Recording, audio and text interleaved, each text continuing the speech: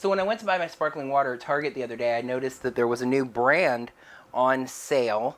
And it was actually on sale, discounted as kind of a debut of the product line. It's called Bubbly or Boobly. It's Bubly sparkling water. And one thing I really like is that it comes in normal sized soda cans. This is lime.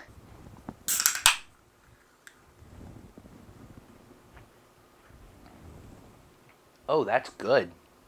That tastes a lot like 7 Up, just not as sweet, which is exactly what I'm going for.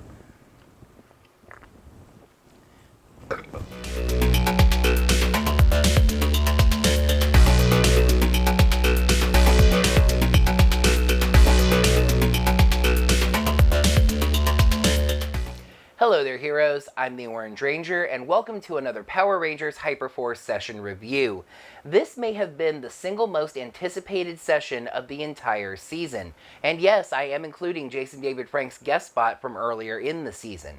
The Hyperforce Rangers were set to visit a world that was part of the greater Power Rangers universe, but we did not directly see on any of the TV shows. In fact, the very concept of this entire session was comical. I know I've used that joke before, just go with me here. And as I'm sure you've picked up on, I'm not talking about the funny kind of comical. The Hyperforce Rangers were set to bust into the dimension of the Boom Studios Power Rangers comic books. For those of you completely unfamiliar with them, Power Rangers has 2 ongoing series with Boom Studios, Mighty Morphin Power Rangers and Go-Go Power Rangers, which is actually also about the Mighty Morphin Power Rangers but set earlier in their time. Mighty Morphin Power Rangers starts right after Tommy joins the team, while Go-Go Power Rangers starts basically day 2 of the Rangers having their powers. Those comics are right in the middle of their first major crossover event, not only crossing over the 2 stories in the comics, but actually touching on every single season of the franchise. That event is called Shattered Grid, and this session, the Hyperforce Rangers were paying a visit. Let's take a look at what happened in the 19th session of Hyperforce, the Shattering Point. So first we have to go ahead and set the stage for this week because there were some significant changes. The primary one is that Malika was not GMing the game this week. She was seated at the players' table right alongside the other players. There was also a regular guest star, Kyle Higgins, the main writer of the Mighty Morphin Power Rangers comic and of the Shattered Grid story. He wrote a story specifically for this session, and he said before and especially after that the Hyperforce Rangers may just tie into the events of this on the comic book pages themselves. We'll get to who Malika and Kyle were actually portraying a little bit later. However, all of the players were nervous because with Malika seated at the players' table, it was Zach who was GMing this session. While Malika is a little bit new to the role of Game Master and has adopted a mindset of the Rangers always win, it's just a matter of how they win, Zach is an experienced Game Master and is known for being more than a little sadistic and challenging. But hey, let's get going on the plot, shall we? Having scored really their first major victory over the Alliance, stopping Phase 4 of their plan, Armada, the Rangers are celebrating on the time ship. Jack worries, however, that the Alliance will simply move on to Phase 5 of the plan, saving Zordon. Marv says that stopping them in this must have put a major dent in their plans, but Jack worries that perhaps this was just part of the Armada, and they may have stopped them from getting these ships, but they may have not stopped them from getting those ships over there. However, Alpha 55, and by the way, no offense to Malika, but Zach does a great Alpha, explains that the Vengeance virus spread through the entire Armada fleet, and the entire Armada fleet had been summoned to Earth, so that danger actually is over. So, what's the Alliance's plan B? Marv gets frustrated about this. They finally score a major victory over the Alliance, and now the Rangers don't even know what to do next, where to go next. Chloe and Vesper start singing to try and cheer Marv up, but then an alarm goes off. A massive wave of energy rockets past them and travels through the hyperstream. The Rangers begin to worry and Alpha panics. If that energy was the Alliance leader, He's figured out how to enter the hyperstream. However, the Rangers confirm with Alpha that the leader's time ship and the other time ships that were stolen were older models that 100% absolutely plot certainty cannot enter the hyperstream. The Rangers ask Alpha to track the signal and follow it. They exit the hyperstream over the eastern United States, but Alpha very quickly gets confused because things are not how they are supposed to be. The scanners say that they are over New Tech City, but it's not the New Tech City that they remember. Things are just different. Jack asks Alpha to run a comparison of the New Tech City that's below them and the one that they scanned earlier. The east side of town is exactly the same. Everything's fine there. On the west side of town, there's an entire mountain range that was not previously there, and the buildings seem to have all shifted locations. Eddie theorizes that maybe they've ended up in Corinth's dimension. This is just New Tech City in the Corinth dimension. But Alpha says no, he's not detecting the RPM Rangers. As the ship starts to land, Eddie theorizes again that maybe this is yet another alternate dimension. Or, more troublingly, maybe it's a version of the future caused by events in their own time stream. They land in a park and exit the ship, which then cloaks. Looking around them, things are very different. There doesn't seem to be any damage. It's not like there was a recent battle, but almost every light in the city is out, save for the very heart of the city. They can just barely make out an announcement, and Vesper uses her android-based hearing to listen in. The announcement is of a curfew, with arrests for those caught outside. Since Chloe is so stealthy, she sneaks ahead of the team and the others follow her quietly. Up ahead of them all, Chloe sees the Mighty Morphin Black Ranger. And another Mighty Morphin Black Ranger. And a third Mighty Morphin Black Ranger. Marv asks Alpha for an energy scan of the area, but Alpha says the only energy he's detecting is coming from the very center of the city. Marv clarifies that he meant a morphing grid scan.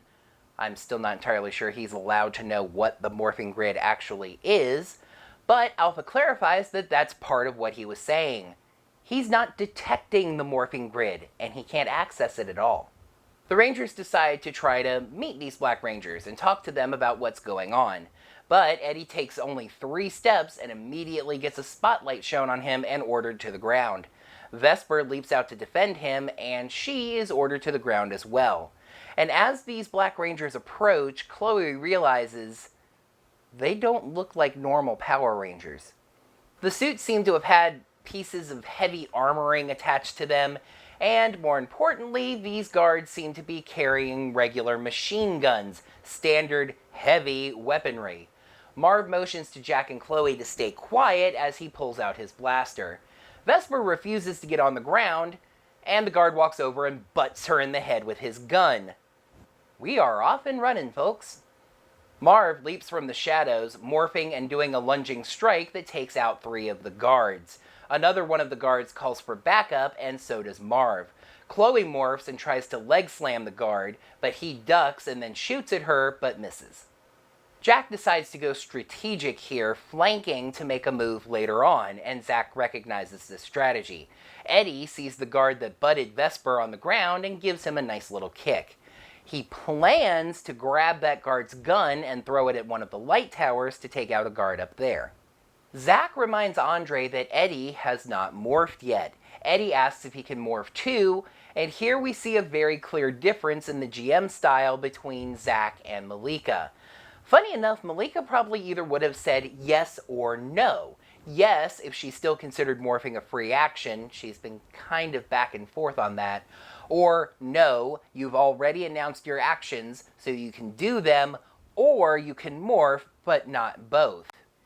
Zack made Andre an offer instead. He would allow Eddie to do all 3 of those actions, morph, take the gun, fling it at the tower, but then he would get 2 turns when the GM turn came up. Andre accepts this offer, Eddie morphs, and successfully takes out the guard on the tower. Lesson now learned, Vesper morphs first and runs at the second tower. She dodges a hail of gunfire, which earns her another action. So she uses her disc to cut the legs off of another light tower, taking out the guard up there. The Rangers have won this fight. But remember that one guard managed to call for backup. Marv tries to get his team off the battlefield as quickly as possible, but Zach says, no, no, no. Remember that deal I just made with Andre? 8 more guards move in, 4 of them from each side. Jack did spend a turn flanking, so Zack allows him to finish off that action. He morphs and moves to throw his hammer at some of the guards, but one of the gunshots hits him under the arm and he drops his hammer. But then the Rangers hear the sounds of laser fire and see a military captain move in and start taking out guards. This is Captain Hicks, played by Kyle. Hicks, who's just happy to get his workout in today, lets some of the guards line up in front of him and then sidesteps and fires a laser through all of them, leaving cauterized holes in each of them. Yes, in case you haven't been able to tell, things have been ratcheted up just a little bit. A hyperactive older man comes along and asks Hicks what he wants to do.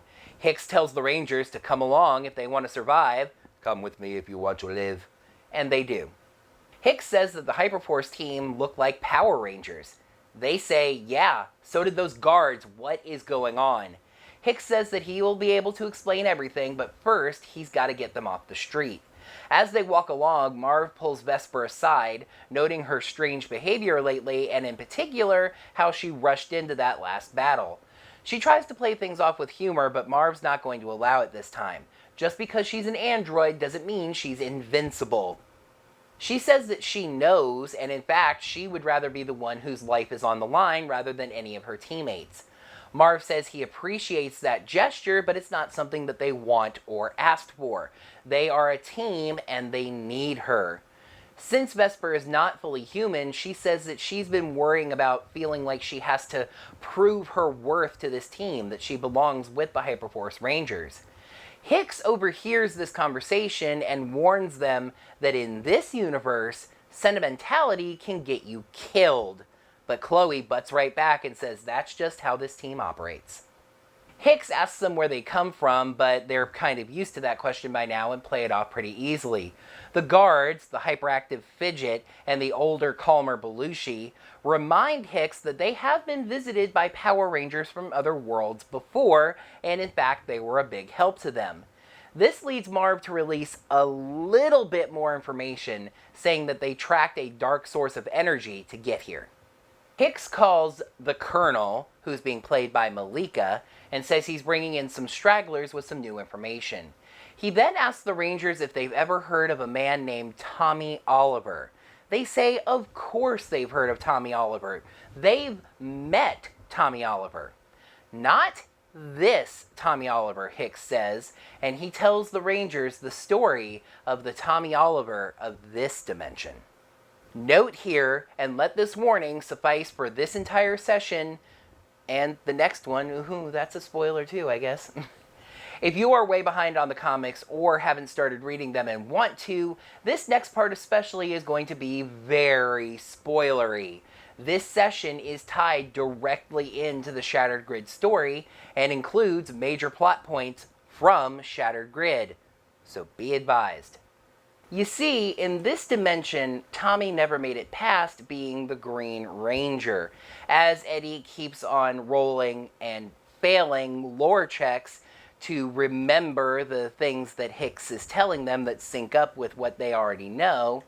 Hicks explains to them that once the spell on Tommy was broken, in this universe he did not join the Mighty Morphin Power Rangers.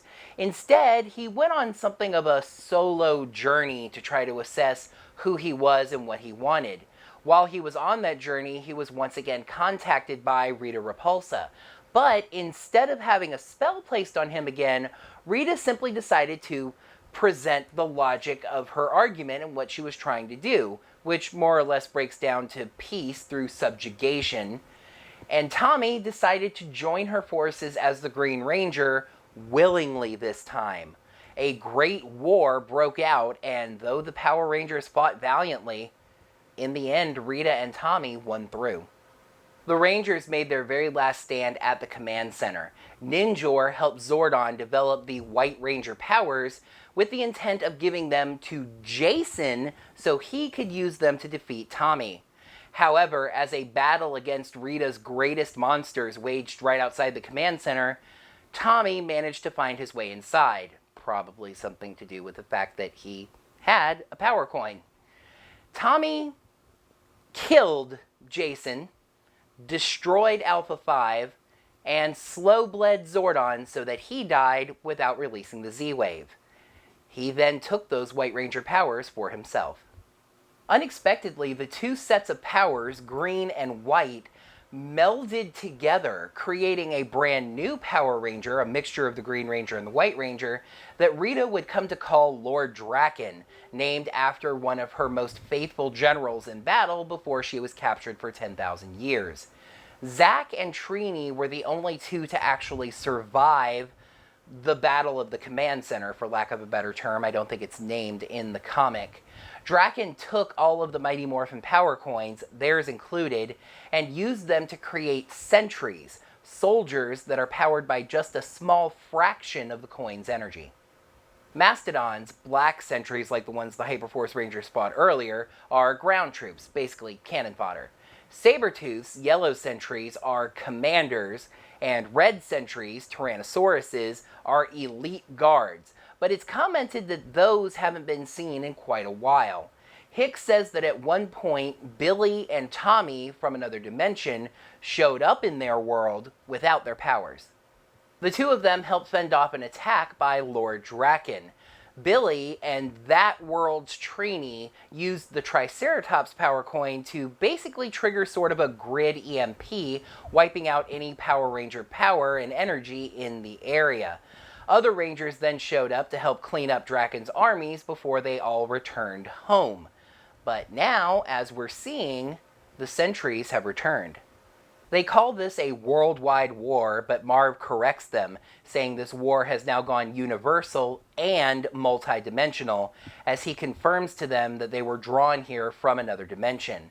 But then he takes the chance to finish his talk with Vesper, which I thought was a great leadership move. Despite whatever's going on, despite whatever distractions are around, make sure that she learns the lesson that you were trying to convey to her. He tells her to think about what she would want them to do if the situations were reversed. She agrees. Fidget tells him to get down. This part of the city is a hot zone, not only open to the air, but also contested territory. Wait, who's contesting Lord Draken's control of the city? Scorpina. Yes, a Scorpina is trying to take advantage of the power vacuum created by Lord Draken's absence by fighting against his remaining forces.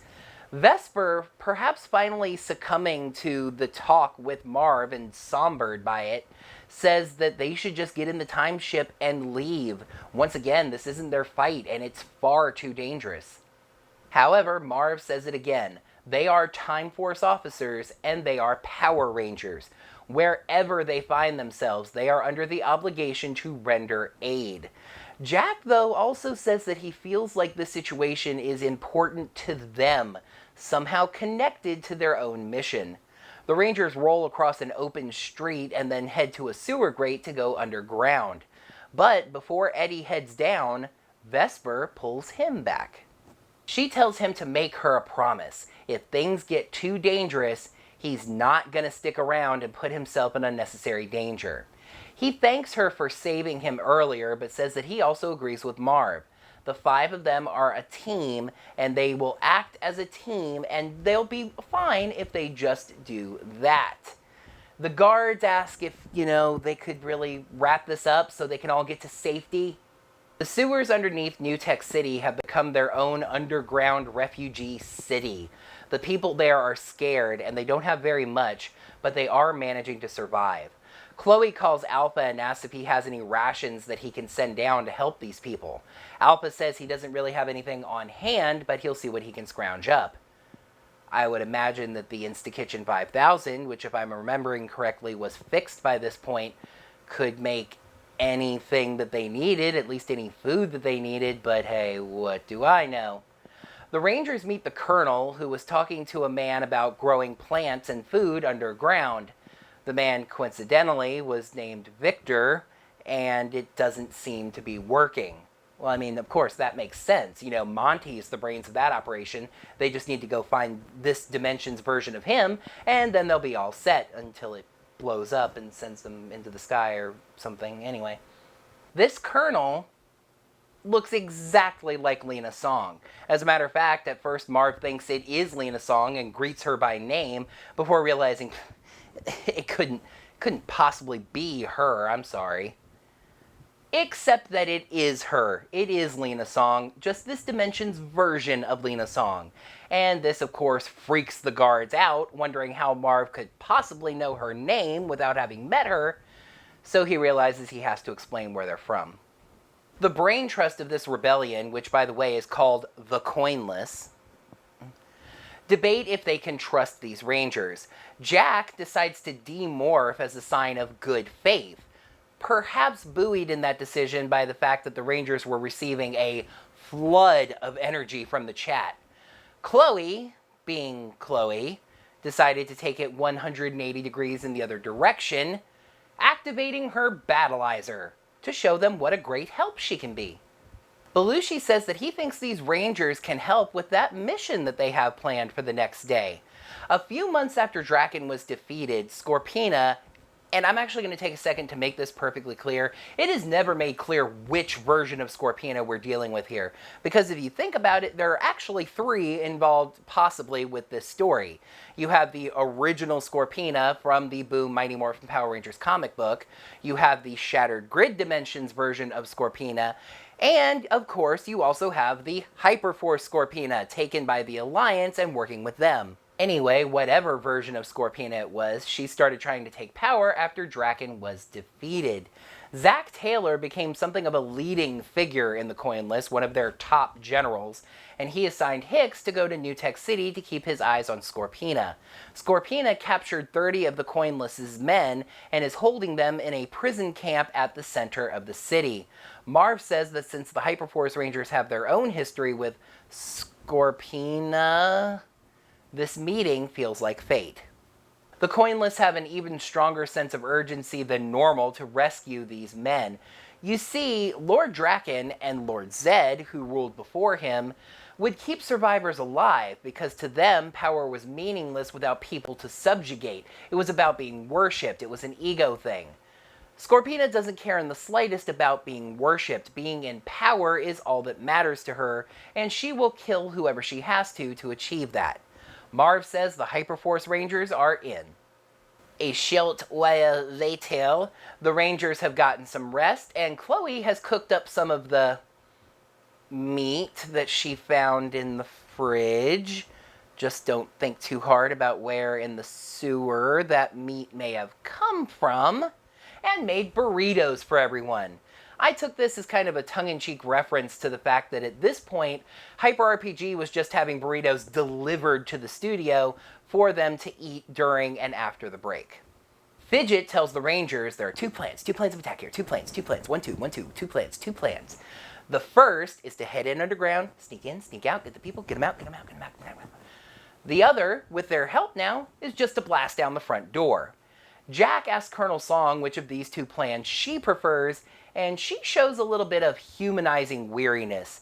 You see, she joined the Coinless the day that Lord Zed took over New Tech City.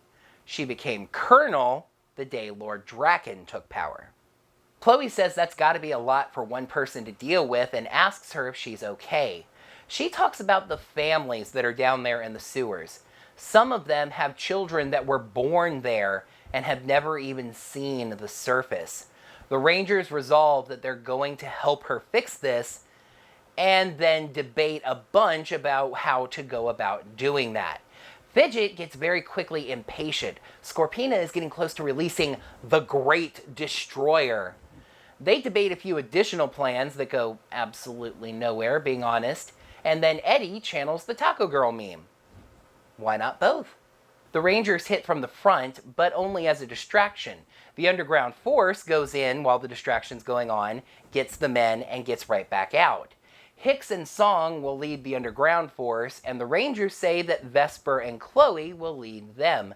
This leads the coin list to ask what's so special about Vesper. Sure, Chloe's got the battleizer, but what about Vesper? What makes her so special?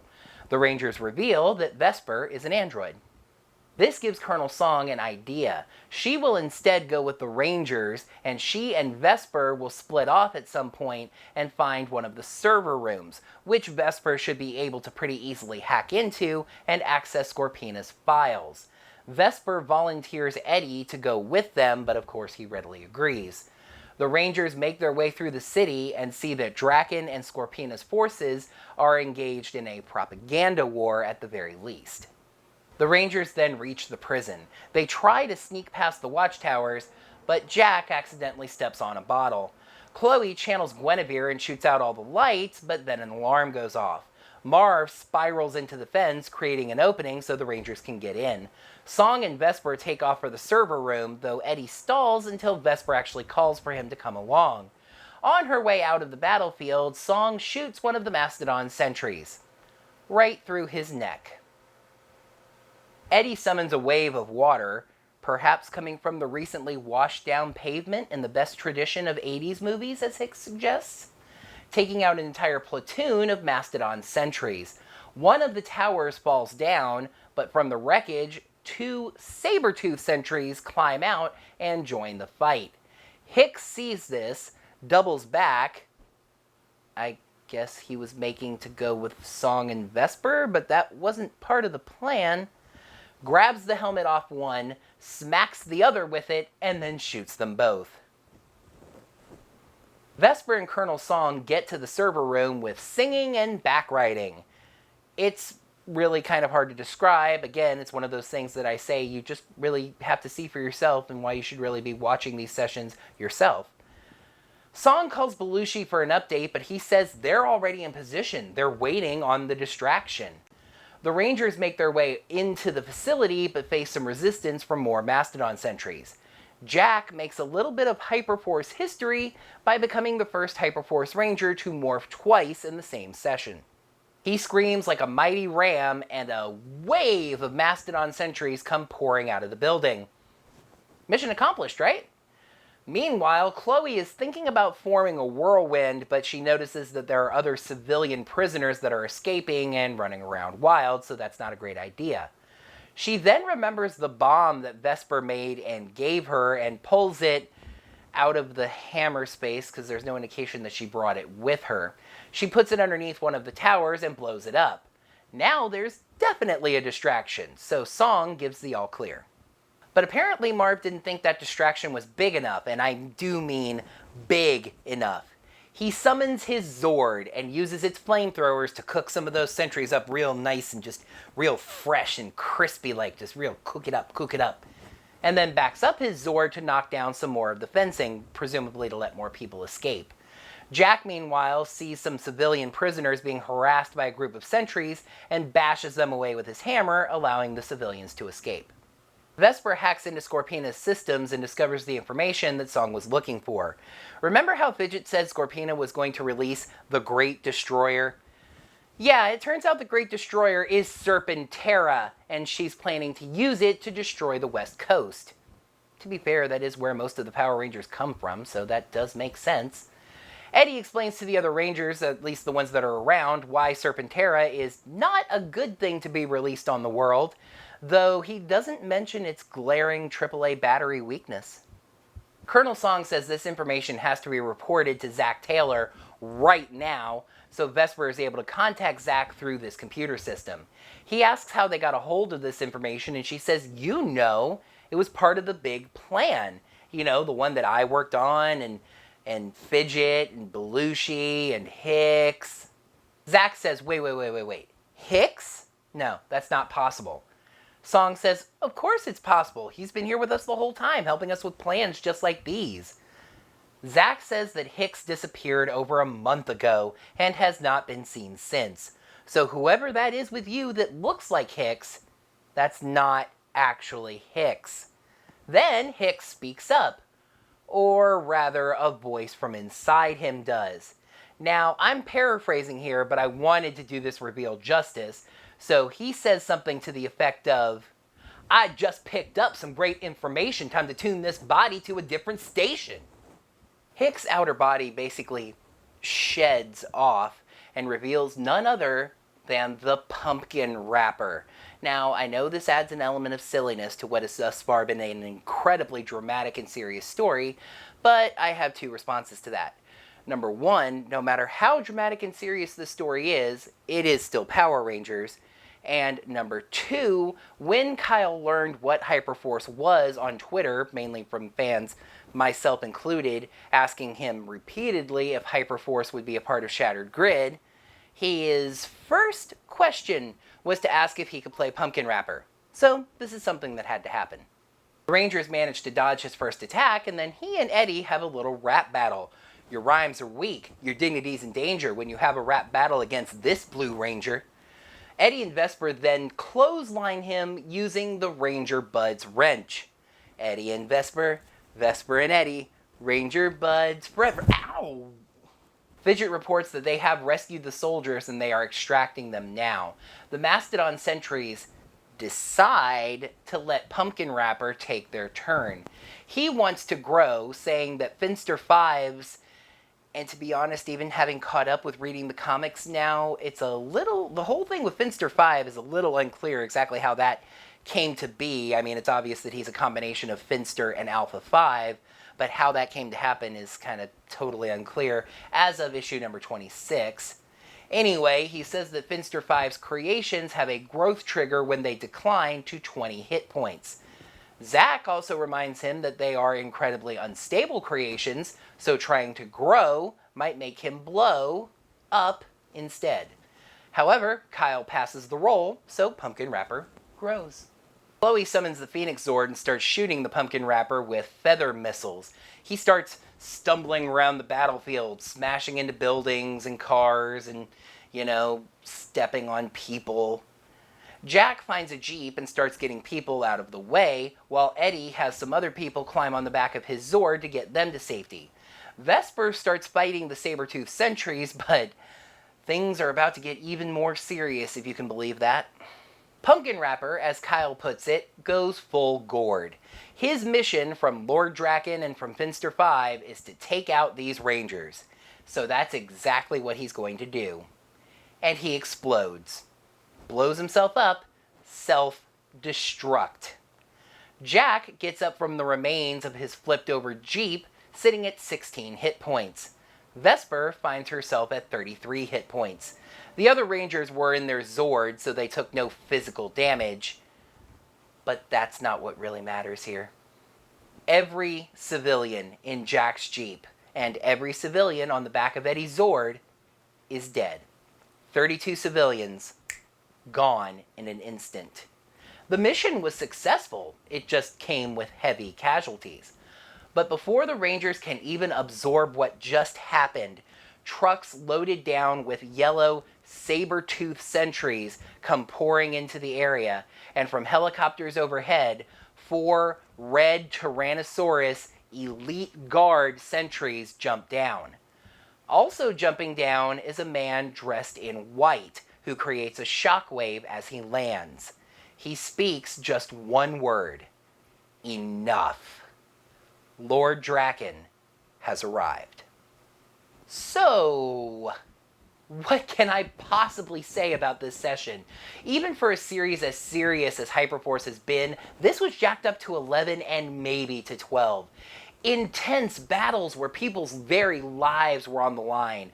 Themes of subjugation, people being refugees in the sewers underneath their own city, the image of the original Mighty Morphin Power Rangers being twisted and mutated to serve evil. Holes were being shot through people, and the death. Oh, all the death. Don't get me wrong, I loved it. This is just a little darker than I preferred Power Rangers. Not much darker, mind you, just a little. But for Zordon's sake, was this story engaging.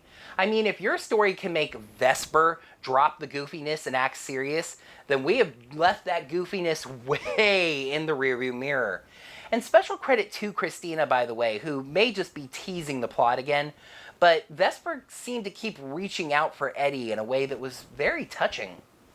Kyle was great as a first-time role player, and his twist turn into Pumpkin Rapper was hidden so well. I mean, like I said, seriously, I already knew that he had asked about being Pumpkin Rapper. When he turned out to be Hicks, I figured that they had just forgotten about it or decided it wouldn't work in this series of a story. So him actually becoming Pumpkin Rapper was still a big surprise. And it was just so nice to see him totally learn about what Hyperforce was and embrace it and become part of it and work it in. That was just so nice to see from someone who has created such an amazing other aspect of this franchise that is not what it traditionally started out as. And yes, Kyle did say after this session that after all of these events, seeing the Hyperforce Rangers in the pages of Shattered Grid is far from impossible. I think if I said any number for a score for this session that was between 1 and 4, Lord Draken would send sentries to my house. The Shattering point easily gets a 5 out of 5. And yes, as I kind of spoiled, the events of this are continuing into the next session, obviously, with Jason David Frank returning to Hyperforce to portray his evil alter ego, Lord Draken. That is going to do it for another Power Rangers Hyperforce session review. Thank you, heroes, so much as always for watching. In the comments down below, let me know what you thought of this session when you saw it, or if you're just learning about this story from the first time for my review, what you think of what happened in this session. Make sure you're subscribed to the channel to see all of my videos, and ring the bell, get your notifications set up so you get notified of whenever I post brand new videos like these Power Rangers Hyperforce session reviews. And if you should just so happen to have really enjoyed this review and want to toss me a little financial support, maybe it's a little reward or just a little tip, head over to digitaltipjar.com/orangerangervid. Whatever lands in that jar is something I greatly appreciate. Until next time, heroes, may the power protect you, and go Hyperforce. And yes, I'm including Jason David Frank doing a guest spot earlier this season. This was a show that was not connected to or aired on any of the television shows. This may have been the most single anticipated wow. And yes, I'm including Jason. The Hyperforce Rangers were set to visit a world in Power Rangers' greater universe that was not reflected in any of the TV shows. Oh gosh. The Hyperforce Rangers were set to visit a world in the...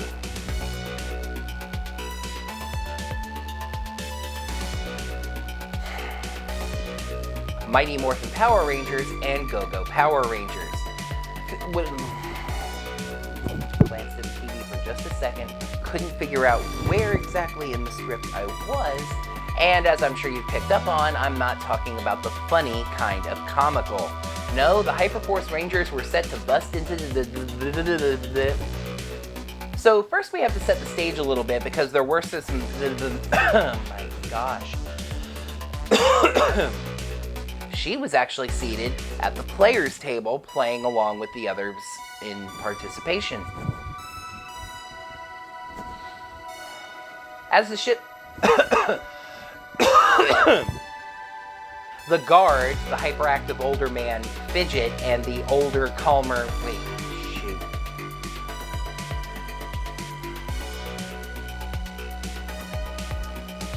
The guards, the hyperactive Fidget, and the older, calmer Belushi explain to Figs...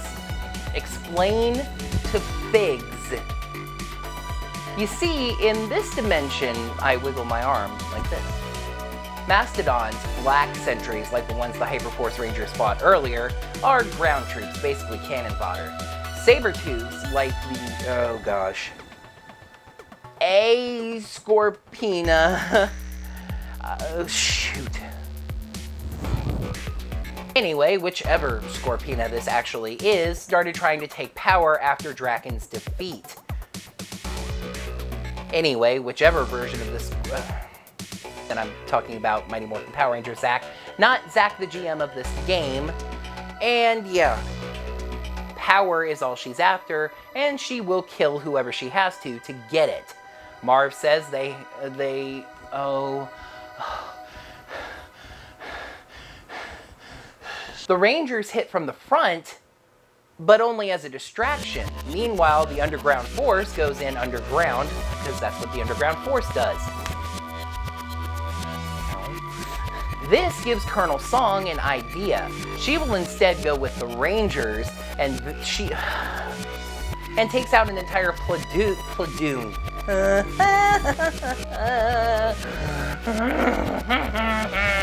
Or rather, damn it! God, cough takes are frustrating. Fidget reports that they have the soldiers and are escaping and extracting them now. Chloe summons the Phoenix Zord and starts shooting the The mission was successful. It just happened to be with heavy. Also dropping down is a man dressed in white, and he sends out a shockwave. He bumps the cord, and that take was really going to crap. And from overhead, helicopters. Oh God!